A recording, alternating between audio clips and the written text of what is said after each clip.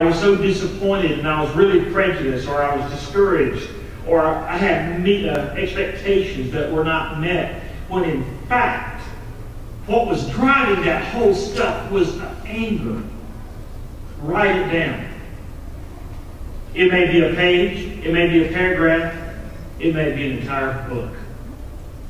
But if you want to get rid of that anger that may be a part of your baggage, you start with a complete and total inventory.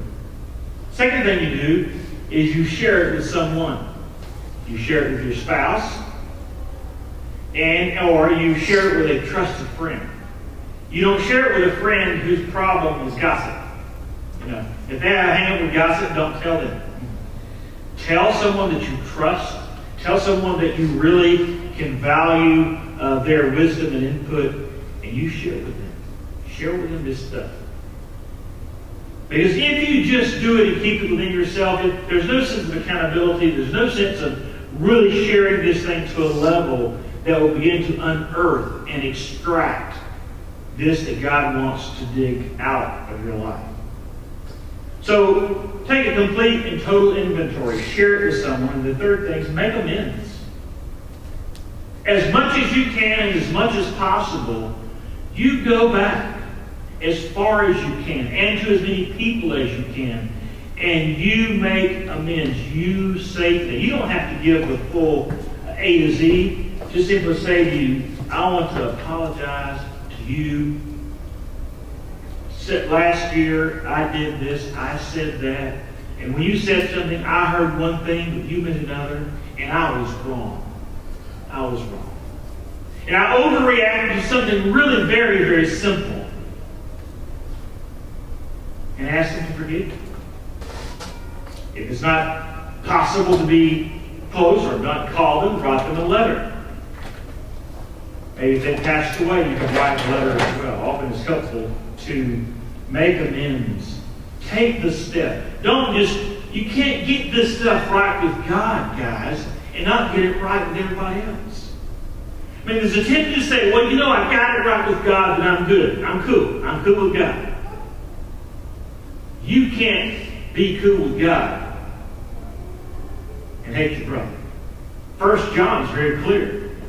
You can't say you love God and hate your brother. You're not telling the truth about what you're doing or what you're saying or what you're thinking.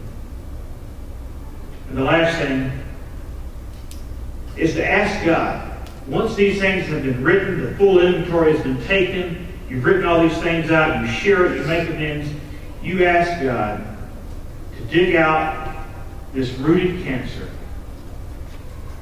And when you do that,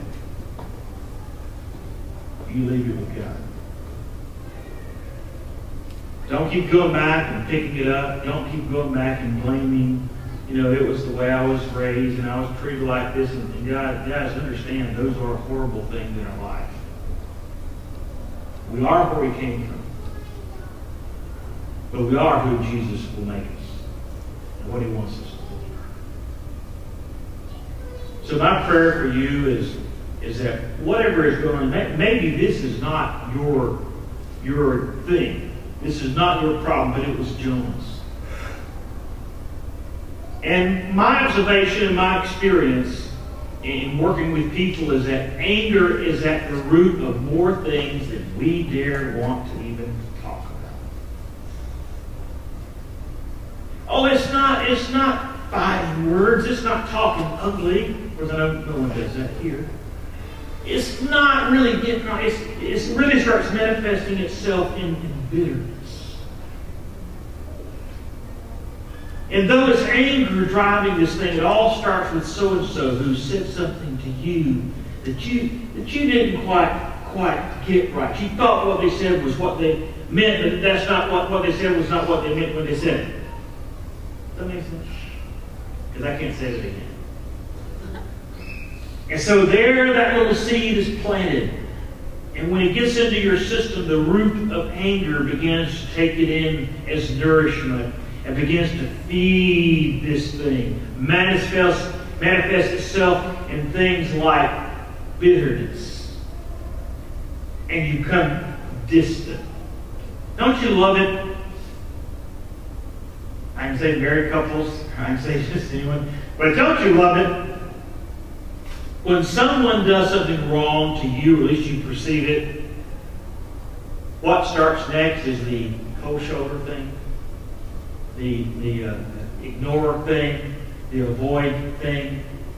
If it's someone in church or someone at work, then you do all you can to avoid them. You don't want to talk about it. You don't want to deal with it. Heck no. I'd rather just be bitter because that person wronged me. And you think it's about bitterness. You think it's about your rights, when in reality it's about your deep-seated anger that drives everything you do. It may be something, it may be the feeling of the haves and the have-nots. You may feel like life and society and your job and all, it just really bums you out and really has not been fair to you. And cloaked with words like complaining and always a pity party, always got something going wrong, always needy, always needy, always needy, always needy. You can even get around people like this and you immediately just feel yourself starting just to, you give out. They just wear, because it's always that. It's always something. Always something. It's always something. What that person needs to realize is that at the deep core of their life, what's driving that is anger. Maybe it's anger because your children didn't turn out the way you thought they would. Maybe it's anger because your spouse left you for another person. And you may have been the innocent party. Maybe you didn't do anything, let's say hypothetically. But deep inside you say, I'm moving on, I got places to go, I got things to accomplish. But what you're left with is a cancer of anger that eats away your soul, your life, and everything that you do. My prayer for you is that you'll find a place, that you'll find a time. Maybe your issue is not anger, but it's something. We all have something. We're all struggling with something. And if you're not struggling with something, let me know. I'll give you something to struggle with. We all have it. Maybe it's not anger, but maybe it's time for us to stop. I'm tired of the merry-go-round. I'm tired of the roller coaster. I'm tired of the indecisiveness. I'm tired of the obscured life view. It seems like God is there, but I never see it.